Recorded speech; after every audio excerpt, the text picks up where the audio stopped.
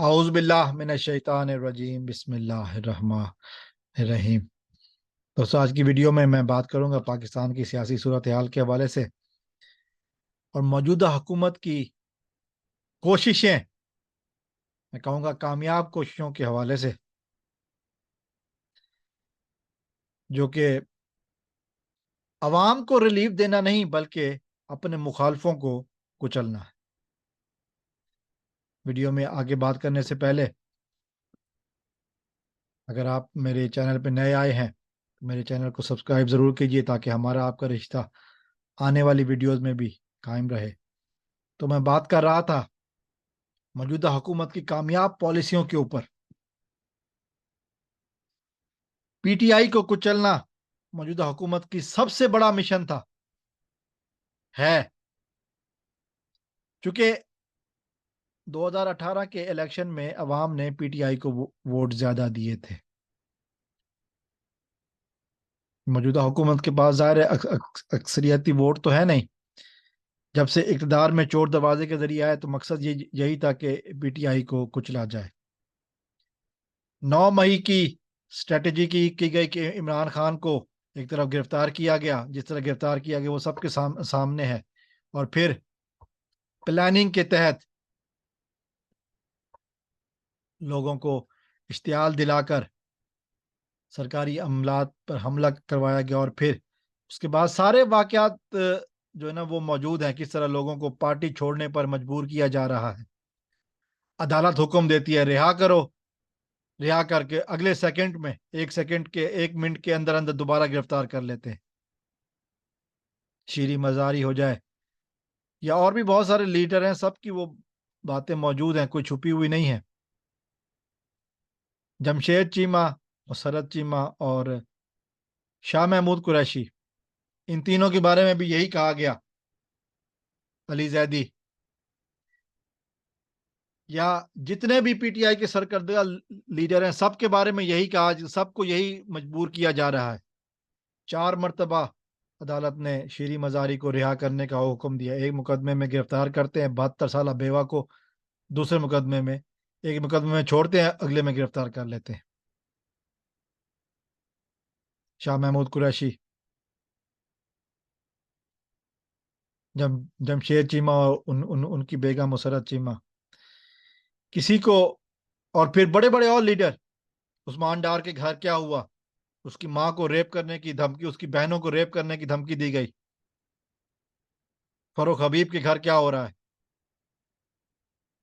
حماد اظہر کے گھر چھاپے مارے گئے اور اس کو کہا گیا کہ تمہاری بیوی اور تمہاری ماں کو ریپ کریں گے، تو میاں اظہر نے کہا کہ میں گرفتاری دوں گا، میرے گھر کی عورتوں کی طرف مت آنا۔ یہ بغیرتی کر رہے ہیں یہ لوگ، صنم جاوید اور وہ باقی جو ہیں، ان کے ساتھ کیا ہو رہا ہے، ملکہ بخاری کے بارے میں کیا کچھ کہا جا رہا ہے۔ نون لیگ والے اگر یہ سمجھتے ہیں، موجودہ حکومت اگر یہ سمجھتی ہے کہ اس طرح لوگوں کو دبانے سے اپنا اقتدار طویل دے گی، تو یہ ان کی بھول ہے، یہ ان کی بہت بڑی بھول ہے۔ اس طرح عوام کے دلوں میں راج نہیں ہوتا، اس طرح لوگوں کے دلوں میں راج نہیں ہوتا۔ پوچھے ہیں کوئی ان سے کتنی قیمت کم کی ہے پیٹرول کی، کتنی قیمت کم ہوئی ہے آٹے کی، دال کی، چاول کی، گوشت کی، بجلی کی؟ کوئی جواب نہیں آئے گا،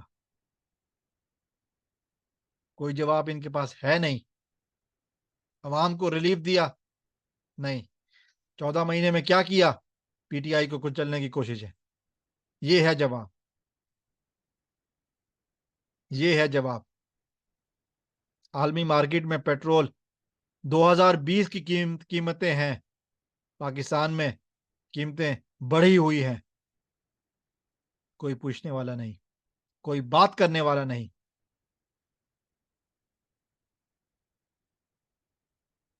لیکن ایک ہی بات ہے کہ عمران خان کا غدار ہے، عمران خان چور ہے، عمران خان چور ہے۔ 1100 ارب معاف کروانے والے کہتے ہیں کہ عمران خان چور ہے۔ ایک بات میں بہت وثوق سے کہہ سکتا ہوں، تھوڑا سا ہسٹری کو ساتھ لے کر. بھٹو کو جب پھانسی لگائی گئی، جنرل ضیاء نے سمجھا کہ شاید پارٹی ختم ہو جائے گی. ووٹ بھٹو کا تھا، کسی کے چھوڑنے جانے سے کچھ نہیں ہوا.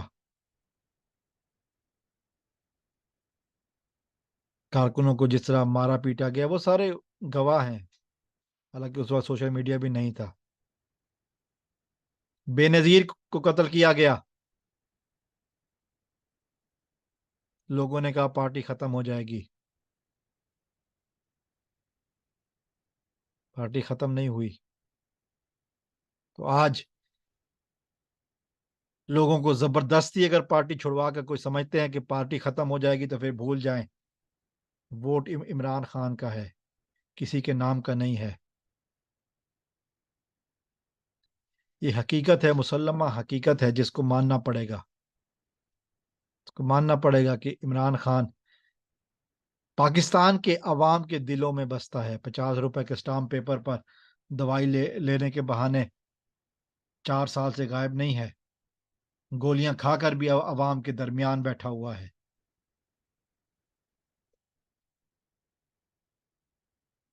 یہ وہ وجہ ہے اور یہ وہ بات ہے کہ یہ موجودہ حکومت تمام تر ہتھ کنڈوں کے باوجود عوام کے دلوں سے عمران خان کو نہیں نکال سکتی.